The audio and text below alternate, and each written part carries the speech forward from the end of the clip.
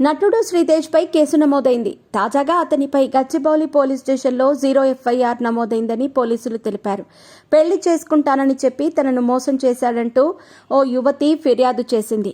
ఈ మేరకు కేసు నమోదు చేసిన పోలీసులు దర్యాప్తును ముమ్మరం చేశారు.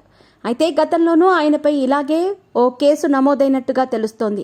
ఓ మహిళతో శ్రీతేజ్ వివాహేతర సంబంధం పెట్టుకున్నాడు. మీ పెట్స్ కి గ్రూమింగ్ నుంచి బర్త్డే సెలబ్రేషన్స్ వరకు అన్నింటిలో మంచి ఆఫర్స్ ని మాయా టైల్స్ అండ్ ట్రయల్స్ వారు మీ ముందుకి తీసుకుని వచ్చారు. ఎక్కడో కాదు, మన బాజ్పల్లిలో. Phone number 8985555318. ఈ విషయం తెలియటంతో సదరు మహిళ భర్త గుండెపోటుతో స్పాట్లోనే మృతి చెందారు. ఈ విషయం తెలిసి మరణించిన వ్యక్తి కుటుంబ సభ్యులు శ్రీతేజ్ పై మాదాపూర్ పోలీస్ స్టేషన్లో ఫిర్యాదు చేశారు. ఆ కేసు విచారణ కొనసాగుతూ ఉండగానే పెళ్లి చేసుకుంటానని చెప్పి శారీరకంగా వాడుకున్నారని ఓ యువతి పోలీసులకు ఫిర్యాదు చేసింది. యువతి ఫిర్యాదు మేరకు విచారణ పోలీసులు చేపట్టారు. తాజాగా నమోదైన కేసుతో ప్రస్తుతం శ్రీతేజ్ అజ్ఞాతంలోకి వెళ్లాడు. ఆయన కోసం పోలీసులు ముమ్మరంగా గాలిస్తున్నారు.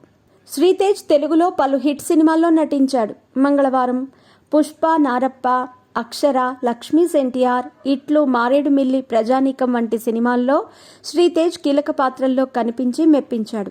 ముఖ్యంగా లక్ష్మీస్ ఎన్టీఆర్ సినిమాలో ఏపీ సీఎం చంద్రబాబుగా నటించి మంచి గుర్తింపు దక్కించుకున్నాడు.